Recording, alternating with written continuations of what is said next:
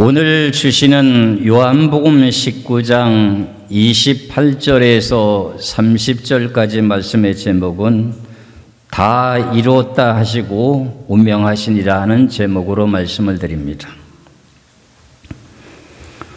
예수님께서 이 땅에 오셔서 복음 사역을 마치시고 십자가에 죽으시면서 하신 마지막의 말씀의 뜻이 뭐라고요?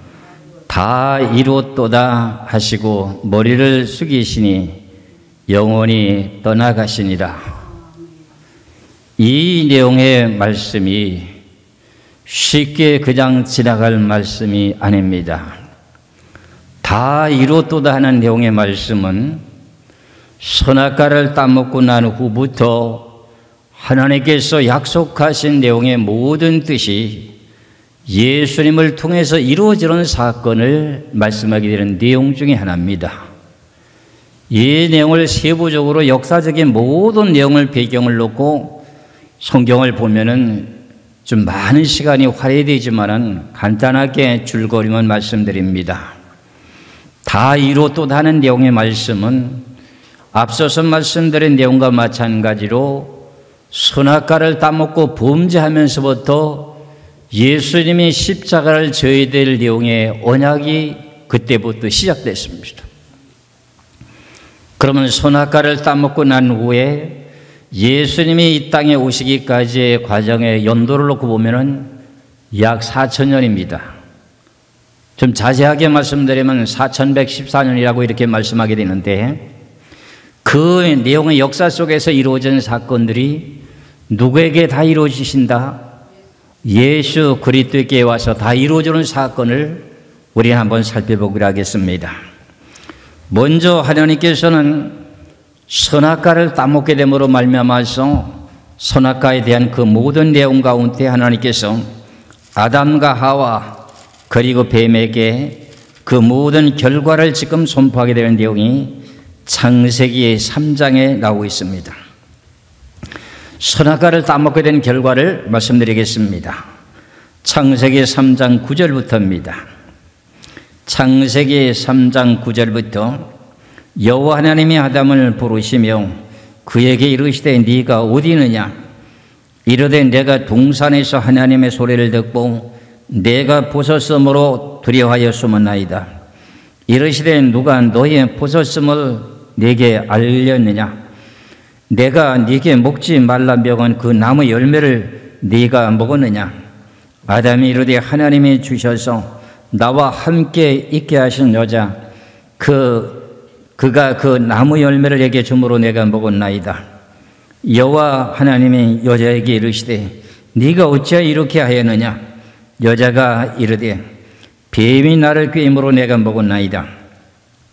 또 여호와 하나님께서 뱀에게 이르시되 네가 이렇게 하였으니 네가 모든 가축과 들의 모든 짐승보다 더욱 저주를 받아 배로 다니고 살아있는 동안에 흙을 먹을지니라.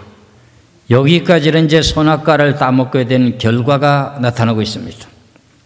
15절의 말씀을 잘 보시면은 이 15절의 언약에 귀하신 내용의 말씀이 예수님께서 십자가에 죽으시면서 이루어지게 되는 사건을 말하고 있는 것을 창세기 3장 15절의 말씀을 잘 보시기 바랍니다. 내가 하는 건 하나님입니다. 하나님이 너로 하면 뱀에게 그리고 여자와 원수가 되게 하고 그랬어요. 하나님께서 선악과를 따먹은 내용의 결과 때문에 하나님께서는 뱀에게 그리고 여자와 원수가 되게 하고 네 후손도 하면 뱀의 후손도 여자의 후손과 원수가 되게 하리니 여자의 후손은 네 머리를 상하게 할 것이요 너는 그의 발꿈치를 상하게 할 것이니라 하시고 그런 마지막에는 여자의 후손으로 오신 그 예수님을 발꿈치를 상하게 하실 자가 누구라는 거죠? 뱀의 후손이라는 거예요. 예수님께서 사역을 하시는 동안에 바리새인들과 서기관들이 여러 가지로 방해하면서 복음의 길을 가로막고 방해했습니다. 그럴 때 예수님께서는 마태복음 23장을 통해서 말씀하시기를 뭐라고 말씀하시나? 뱀들아 독사의 새끼들아 이렇게 말합니다. 그 내용의 말씀의 자체가 무슨 말이냐?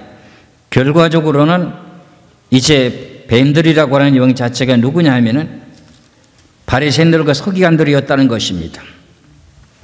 그 내용의 말씀을 마태복음 23장 29절에서 30절까지 말씀을 봅니다. 마태복음 23장 29절에 33절에 화 있을 찐조 외식하는 서기관들과 바리새인들이여 너희는 선지자들의 무덤을 만들고 의인들의 비석을 꾸미며 이르되 만일 우리가 조상 때 있었더라면은 우리는 그들이 선지자의 피를 흘리는데 참여하지 아니하였으리라 하니 그러면 너희가 선지자를 죽인 자의 자손임을 스스로 증명함이로다. 너희가 너희 조상의 분량을 채우라. 뱀들아 독사의 새끼들아 너희가 어떻게 지옥의 판결을 피하기느냐. 뱀들과 독사의 새끼들이라고 하는 내용을 누굴 보고 하는 소리죠? 바리새인들과 서기관들을 보고 하는 소리죠. 그러면 창세기 3장 15절의 말씀에 뱀의 계통과 뱀의 후손, 또 여자와 여자의 후손, 뱀의 후손이 여자의 후손의 발꿈치를 상하게 한다 그랬잖아요. 그래서 결국은 바리새인들과 서기관들이 예수님을 십자가에 못 박아 죽이도록 빌라도 법정에 넘겼지요. 그 십자가의 못을 받게 되는 사건이지 않습니까? 그 내용을 지금 설명하려고 합니다. 그 내용의 뜻을 예수님께서 요한복음 19장에서 30절에 말씀하시길 다 이뤘도다 하는 내용의 의미가 무엇인지를 이 내용의 의미의 뜻을 잘 분별하고 깨닫게 되면 구약에서부터 예수님까지 구속사에 대한 모든 내용이 통째로 훤하게 열리게 되는 사건입니다. 오늘 다 이뤘도다 하는 내용의 말씀이 언제부터 시작되었다? 선악과를 따먹고 나서 바로 창세기 3장 15절에서부터 뱀과 여자와 원수가 되게 하고 뱀의 후손과 여자의 후손과 원수가 되게 하고 그리고 뱀의 후손이 여자의 발꿈치를 상하게 하게 되는 내용의 자체가 누구라는 거지요? 예수님의 발꿈치를 상하게 하는 내용이 십자가에서 죽게 되면서 다 이루었도다 하는 내용의 말씀이 여기 가서 이루어진다고는 사건을 여러분들이 깨달으셔야 됩니다. 그러면서 선악과를 따먹고 난 후에 결국은 이 약속의 언약의 뜻을 따라서 4,000년 후에 와서 이게 이루어지는 사건입니다. 그러자 이제 선악과를 따먹고 난 후에 죄인된 아담과 하와가 생육하고 번성하게 되면서 첫 아들을 누굴 낳지요? 가인을 낳게 되죠. 둘째 아들을 누굴 낳습니까? 아벨을 낳지요. 여기서 이제 가인과 아벨이 두 갈래로 또 갈라지게 됩니다. 가인은 하나님 앞에 제사를 드리는데 곡식의 첫 것에 대한 것을 드렸는데 하나님 안 받아주시고 아벨은 양의 첫세기를 하나님 앞에 바쳤더니 하나님 받으셨습니다.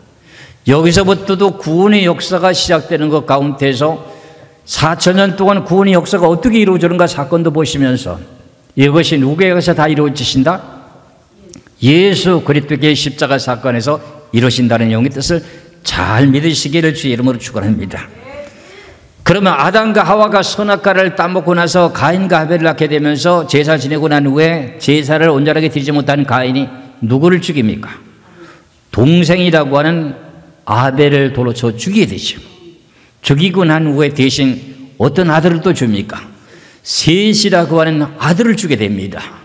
셋의 후손을 통해서 노아가 심판이 이루어질 때까지 사건이 구원받게 되는 족보가 이루어지게 되고 가인의 족보에게 통하는 멸망으로 가게 되는 족보가 이루어지는 것입니다.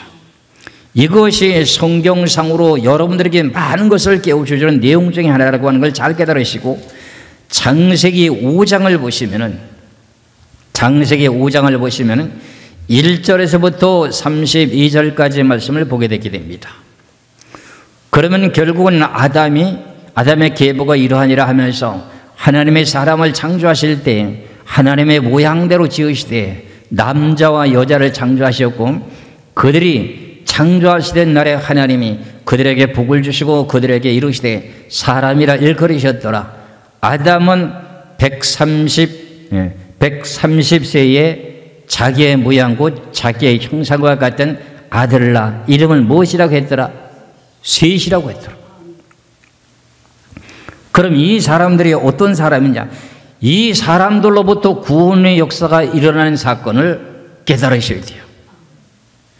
그러면 창세기 4장 25절에서 26절을 보시겠어요? 창세기 4장 25절에서 26절에 아담이 다시 자기 아내와 동침하며 그가 아들을 낳아 그의 이름을 셋이라 하였으니 이는 하나님이 내게 가인이 죽인 아벨 대신에 다른 씨를 주셨다 합니다. 셋도 아들을 낳고 그의 이름은 에노스라 하였으며 그때에 사람들이 비로소 어떻게 했더라? 여호와의 이름을 불렀더라. 우리가 로마서 10장 13절에 보면 주의 이름을 부르는 사람은 뭐한다? 구원을 받으리라. 주의 이름을 부르는 사람은 구원을 받는 거예요. 이때 당시 성경 없었습니다. 그러면 아벨이 돌에 맞아서 죽고 난 후부터 셋을 하나님이 주시면서 셋을 낳고부터 셋의 후손으로부터 계속 이어지면서 무슨 내용을 나타내고 있더라? 여호와의 이름을 부르기 시작했다. 그래서 로마서 10장 13절의 말씀에 주의 이름을 부르는 사람은 뭐한다? 구원을 받는다. 그래서 앞서서 말씀드린 창세기 5장 1절에서 32절까지는 구원의 족보에 대한 내용을 기록한 내용입니다. 구원에 대한 족보를 지금 기록한 내용이에요. 우리가 마태복음 1장 1절에서부터 16절까지에 대한 내용이 뭐예요? 이스라엘 백성들의 구원받은 백성들이 족보에 기록된 거랑 똑같아. 이런 내용의 구속의 역사가 일어나게 되는 내용의 자체를 쭉 놓고 보면은 아담의 후손으로부터 10대 소도로 태어난 사람이 누구죠? 노아지요. 노아라고 하는 사람이 어떤 일을 하게 되느냐 하면은 노아라고 하는 사람에 대한 내용을 좀 보겠습니다. 창세기 5장 28절에서부터 32절까지 말씀을 보겠습니다. 창세기 5장 28절에 32절까지 라멕은 182세에 아들을 낳고 이름을 노아라 하여 이르되 여호와께서 땅을 저주하심으로 수고롭게 일하는 우리를 이 아들이 아냐리라 하셨더라. 라멕은 노아를 낳은 후에 195년을 지내며 자녀를 낳았으며 그는 777세를 살고 죽었더라. 노아의 아버지는 노아를 낳고 난 후에도 나이가 777세 살다가 죽었어요. 그러고 난 후에 32절에 노아는 500세 된 후에 셈과 함과 야벳을 낳았더라. 여기까지에 대한 내용이 뭐냐? 생명의 구원을 주게 되는 족보예요. 그러면 선악과를 따먹고 난 후에 가인과 아벨을 낳고 난 후에 셋의 계통을 통해서 구원의 역사가 있게 되고 가인의 계통들은 사망의 길로 가는 내용입니다. 이런 내용을 우리가 잘 깨달으면서 이제 노아가 600세 되던 해에 홍수 심판이 있게 되죠. 홍수 심판을 받게 되는 그때가 아담으로부터 이제 1656년에 홍수 심판이 벌어지게 되게 됩니다. 그걸 주전으로 따지면 주전 2458년이 되는 거죠. 이때 홍수 심판을 통해서 죄악된 모든 백성들이 전체가 다 멸망을 받고 누구의 가족만 살지요? 노아의 가족만 살게 됩니다. 그런 노아 홍수 심판이 있고 난 후에 노아의 8가족만 살았는데 그 중에 셈과 함과 야벳의 후손을 통해서 생육하고 번성하기 시작하면서 창세기 9장에서부터 생육하고 번성하면서 셈의 후손으로서 여호와 하나님을 영원토록 찬송한다고 하는 그 내용의 뜻을 따라 하나님께서 367년에 아브람이라고 하는 나이 75세에 되는 아브람을 갖다가 셈의 후손으로 태어나게 된 아브람을 불러냅니다. 그 결국은 이제 구원의 역사를 이루기 위한 하나님의 프로그램이 지금 시작되는 내용의 뜻이지. 여기서부터 우리가 마태복음 1장 1절에부터 17절까지 말씀을 보면 아브라함과 다윗의 자손 예수 그리스도의 세기라고 하는 내용을 말씀하시죠. 그렇죠? 그 내용과 마찬가지로 지금 홍수 심판 후에 367년이 되자 하나님께서 아브라함이 태어난 지 75세 때 아브라함을 갈대 우리에 살고 있는 아브라함을 불러내게 됩니다. 그러고 난 후에 하나님께 창세기 12장에 내가 너에게 언약을 정하는데 네 민족이 하늘의 별수처럼 많겠다고 하면서 너를 통해서 큰 민족을 이루겠다고 하는 그런 내용의 언약을 세우죠. 그렇죠? 그런데도 하나님께서 75세 때 아브라함을 불러내고서는 금방 아들을 준 것이 아니라 100세 때에 가서 이삭을 주게 되죠. 이삭을 얻고 난 후에 이삭도 금방 아들도 낳는 게 아니라 60세가 되면서 어디에요? 에서와 야곱을 낳게 되죠. 그리고 야곱을 통해서 12족속을 낳게 되죠. 그러는 그 내용 가운데 그들이 생육하고 번성하는 가운데 70명이 야곱의 후손들이 생기고 난 후에 가나안 땅에 기근이 듭니다. 그런 가운데 애굽에 미리 팔려갔던 요셉이가 있는데 애굽 땅으로 지금 식량을 사러 애굽 땅에 들락날락하면서 결과적으로 애굽으로 이주하게 되는데 65명이 이주하게 되는 사건이 벌어지게 되죠. 이게 창세기 이제 역사적인 그 모든 내용의 뜻입니다. 그러고 나서 이제 애굽에 가서 몇 년을 살게 되느냐? 430년을 살게 되죠. 그러자 하나님께서 약속하신 아브라함의 약속하신 영의 뜻대로 내가 너의 후손들을 이방에 계기 되게 하고 난 후에 내가 너에게 주겠다고 약속한 가나안 땅으로 다시 오게 될 것이다 하는 것을 아브라함에게도 약속했고 이삭에게도 약속을 했고 누구에게도 약속했어요? 야곱에게도 약속했죠. 그래서 이스라엘 백성들이 늘 부르기를 뭐라고 말합니까? 아브라함의 하나님, 이삭의 하나님, 야곱의 하나님 그렇게 부르는 거예요. 그래서 애굽에 가서 430년을 살면서 이제 고난과 고통 속에 부르짖는 소리를 듣고 하나님께서 그를 어떻게 해요? 모세를 통해서 이스라엘 백성들을 출애굽시키게 되는데 그게 주전약 1500년으로 봅니다. 1500년이 조금 안 되는데 약 1500년 주전. 예수님이 오시기 전 1500년 전에 이스라엘 백성들을 애굽 땅에서 출애굽시켜가지고 홍해바다를 건너고 난 후에 가나안 땅 저기 광야에 나와가지고 시내산 아래 갖다 놓고 텐트를 쳐놓고 하나님께서 모세를 불러올려가지고 하나님께서 율법의 말씀을 주시는 거예요. 율법의 말씀을 주면서 무슨 일 하느냐? 너희들은 이 말씀을 지키겠느냐? 하고 갔다가 이스라엘 백성들이 공포했더니까 이스라엘 다 지키겠다. 처음에는 성경을 다 지켜보지도 않았고 뭣도 대답합니다. 그러고 난 후에 하나님께서는 또 모세를 불러올려가지고 무슨 일을 해요? 성막을 지어라. 그래서 성막을 지어놓고 너희들이 율법의 기준을 따라서 그릇 범했을 경우에 범죄했을 경우에 뭐 해라? 짐승을 잡아서 속죄임을 드리라.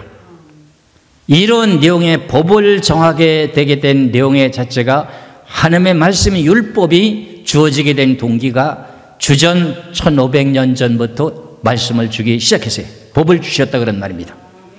그런데 그 법을 주시고 난 후에 성막을 중심으로 해서 어떤 일을 하느냐? 번제를 드리죠. 소제를 드리죠. 화목제사를 드리시죠. 속죄제사를 드리죠. 그 모든 제사 아침 저녁으로 조석 번제를 드리면서 수많은 짐승들을 잡아 죽입니다. 그 짐승의 피력을 갖다가 성경에서 말씀하신 내용이 뭐냐? 이스라엘 백성들에게 공포하기를 모세가 하나님의 언약의 말씀을 받아갖고 내려와가지고 짐승을 잡아가지고 양푼에다 이쪽에다 피를 받고 이쪽에다 피를 받아놓고 난 후에 이 모든 피에 대한 내용을 갖다 가르쳐주는 내용이 이 피라고 하는 피가 앞으로 메시아가 와서 피를 흘려야 될 언약의 피다. 언약의 피다. 이걸 공포합니다. 그러니까 짐승을 통해서 그때서부터 짐승의 피를 바치면서 너희들이 죄를 범했을 때 짐승을 잡아서 바쳤던 그 피가 누구의 피다? 예수님이 십자가에 못 박혀서 흘려야 되는 언약의 피다. 그 내용의 말씀을 출애굽기 24장에서 설명하고 있습니다. 출애굽기 24장을 보시겠습니다. 출애굽기 24장 1절에서부터 8절까지 쭉 보겠습니다. 좀 내용이 깁니다만은 출애굽기 24장 1절에서 8절까지입니다. 또 모세에게 이르시되 너는 아론과 나답과 아비후와 이스라엘 장로 70명과 함께 여호와께로 올라와 멀리 서서 경배하고 너 모세만 여호와께 가까이 나오고 그들은 가까이 나오지 말며 백성은 나와 함께 올라오지 말지니라. 모세가 와서 여호와의 모든 말씀과 그의 모든 율례를 백성에게 전하며 그들이 한 소리로 응답하여 이르되 여호와께서 말씀하신 모든 것을 우리가 준행하리이다. 말씀을 가지고 받아가지고 모세가 받아가지고 이스라엘 백성들이 공포했다니까 우리가 그 말씀 준행하겠습니다. 우리가 말씀 지키겠습니다. 이러는 거야.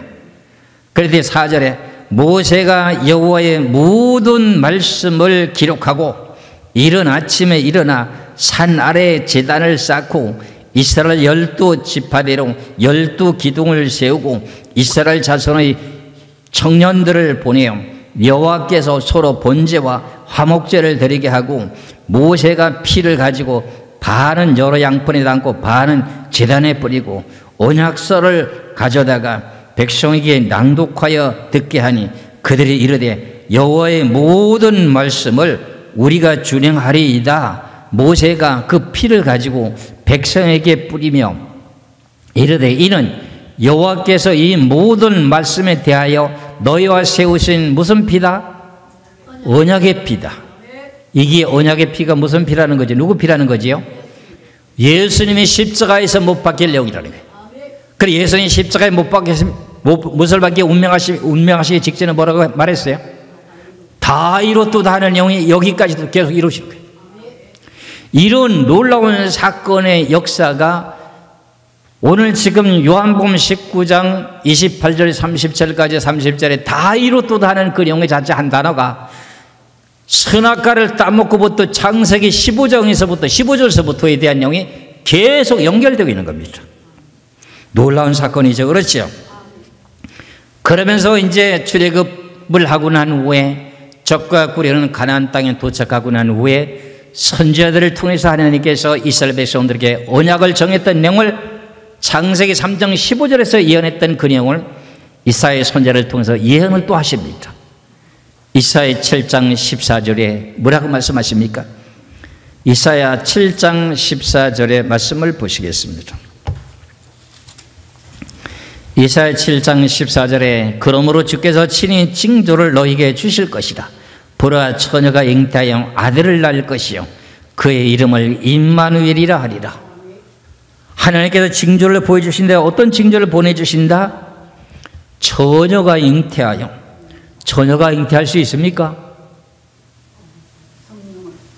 처녀가 잉태한다고 하는 용이에요. 그래서 아들을 낳는다는 거예요. 그 내용 자체가 처녀를 통해서 태어나게 될 내용이 누구라는 거지요?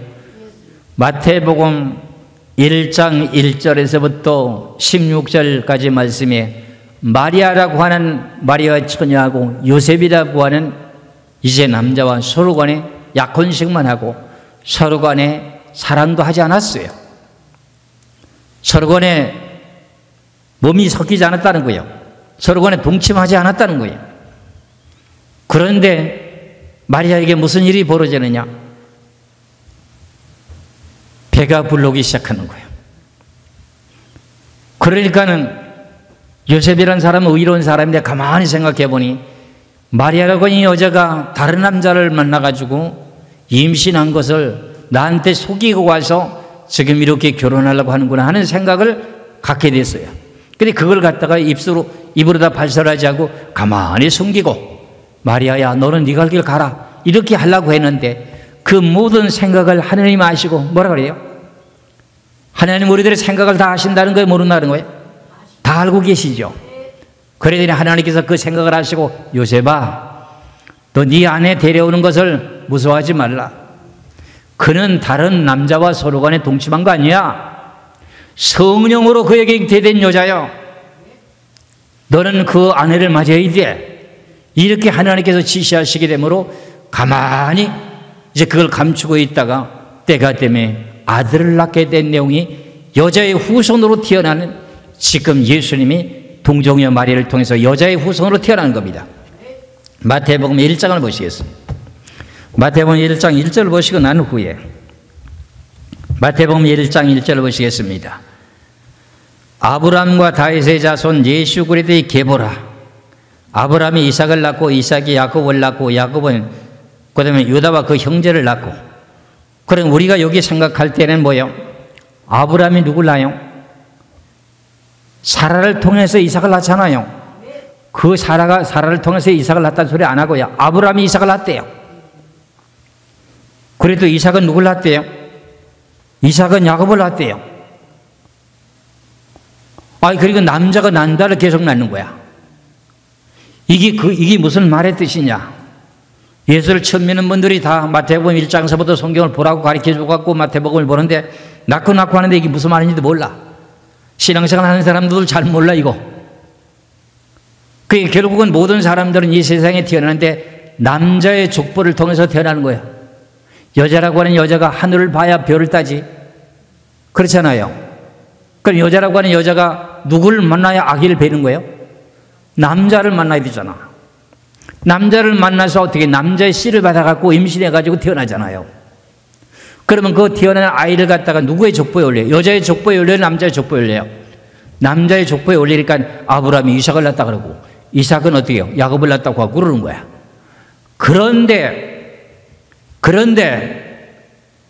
요셉이라고 하는 사람하고 약혼했던 마리아라고 하는 처녀가 지금 아들을 그냥 낳는 거야. 불순을 남자 없이 그냥 낳는 거야. 그러니까 그 내용 자체가 뭐냐? 창세기 3장 15절의 말씀은 그대로 응해지는 거, 이루어지는 사건이야. 이사야 7장 14절의 사건이 이루어지는 거야. 약 4,000년 동안의 역사적인 모든 배경이 지금 드러나고 있는 거야. 이런 내용의 말씀을 우리가 알면서 이제 유다 지파의 계통을 통해 가지고 어떤 일이 벌어지느냐? 바벨론으로 포로로 붙잡혀가다가 다시금 귀환하고 난 후에 어떤 일이 벌어지느냐? 그 내용을 쭉 보면서 이제 모든 사람들은 전부 다 남자의 후손으로 태어나는데 예수님만이 처녀라고 하는 마리아를 통해서 태어난다고 하는 그 내용의 사건을 보겠습니다. 마태복음 1장 12절부터 보시겠어요? 12절에서부터 16절까지 말씀을 보겠어요. 마태복음 1장 12절부터요.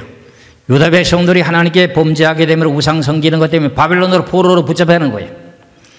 바벨론으로 사로잡혀 간 후에 여고니아는 스알델을 낳고, 스알델은 스룹바벨을 낳고, 스룹바벨은 아비웃을 낳고, 그 다음에 아비웃은 엘리야김을 낳고, 엘리야김은 아소를 낳고, 아소는 사독을 낳고, 사독은 아킴을 낳고, 아킴은 엘리웃을 낳고, 엘리웃은 엘라사를 낳고, 엘라사는 마단을 낳고, 마단은 야곱을 낳고, 야곱은 마리아의 남편 요셉을 낳으니, 여기까지 전부 남자가 남자를 낳는 거예요.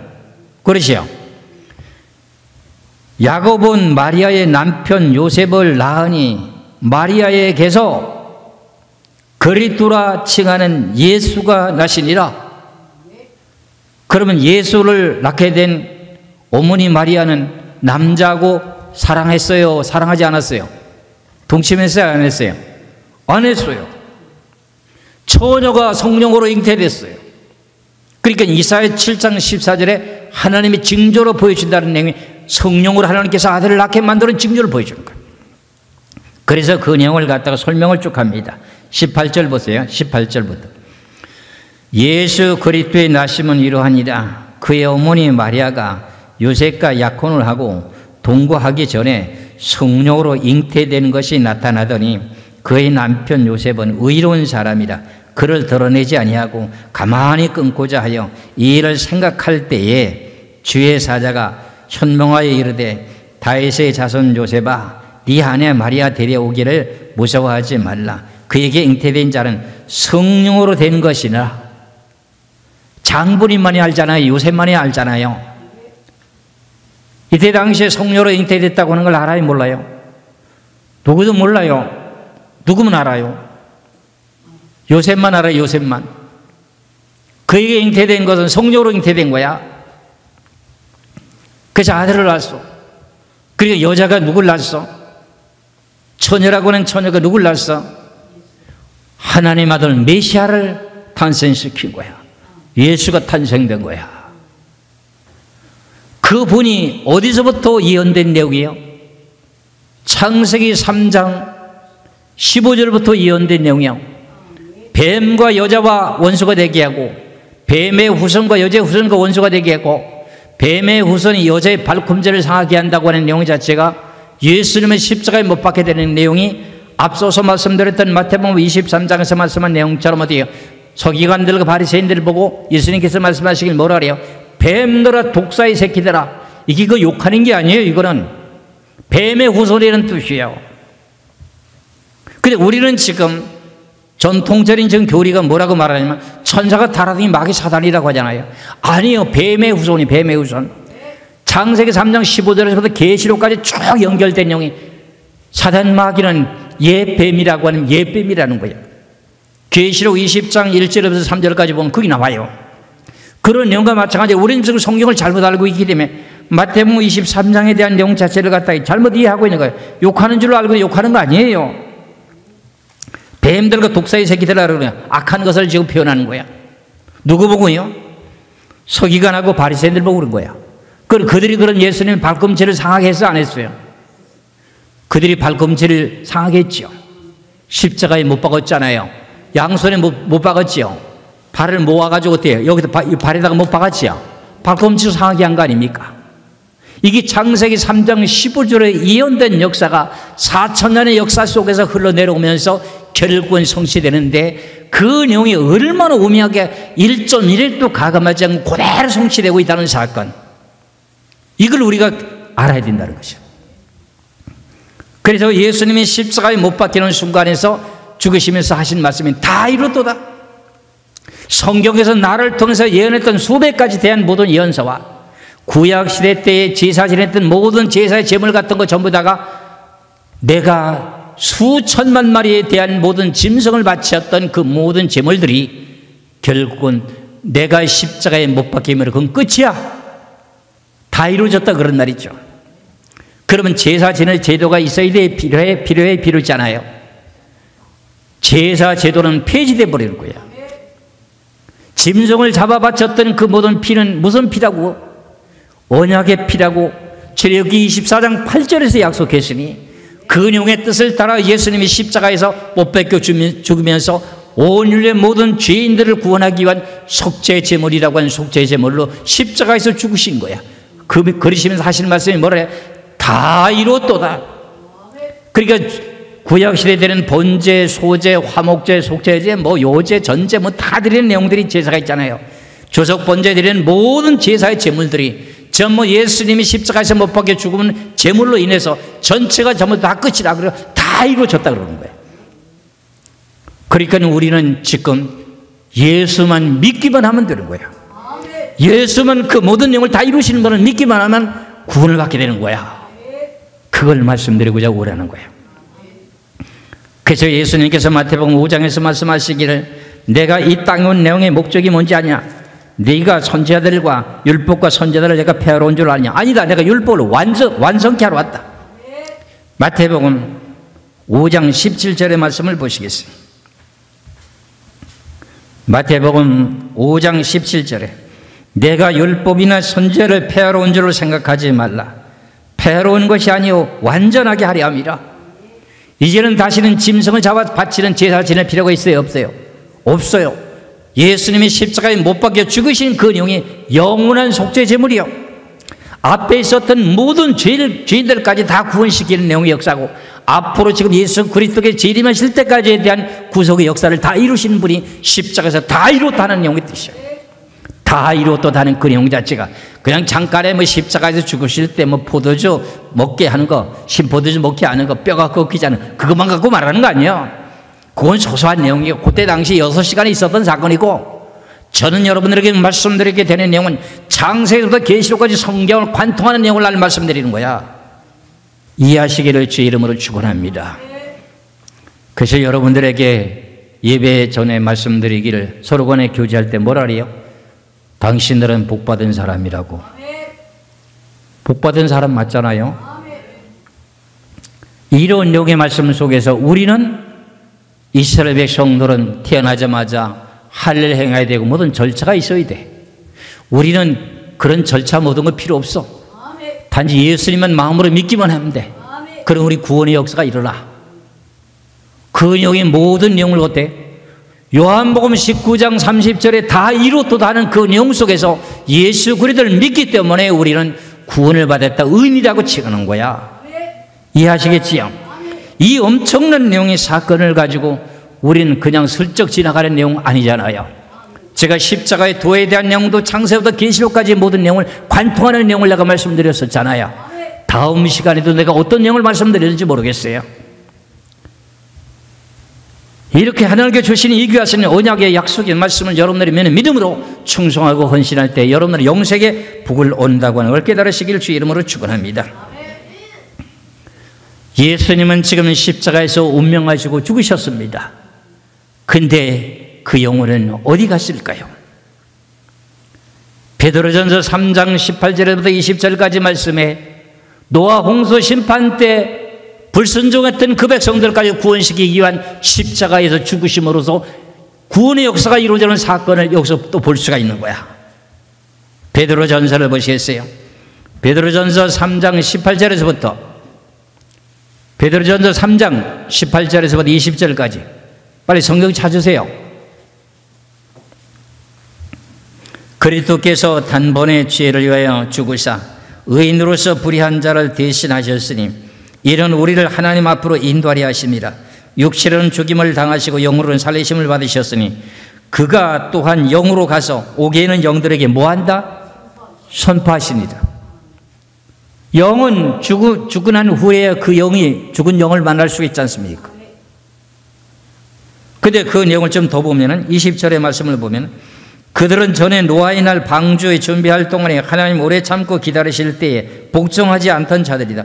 방주에서 물로 말미암아 구원받은 사람이 몇 명이다? 8명밖에 없어. 나머지 다 죽었어.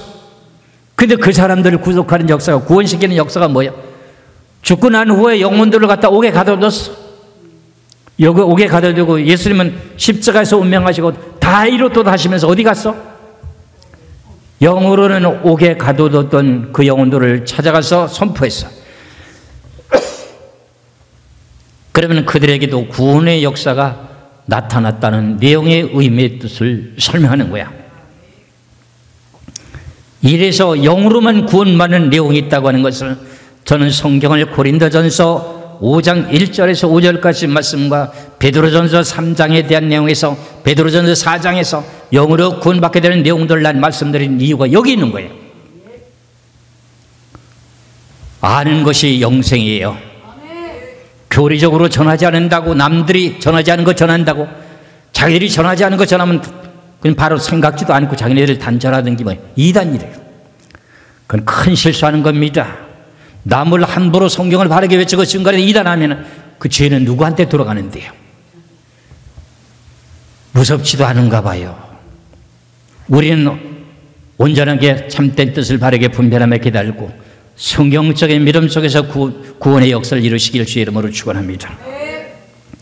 그래서 우리는 지금 예수 그리스도를 믿고 난 후에 우리는 구원받게 되는데 그 구원의 역사가 어떤 영의 반응으로 나타나느냐?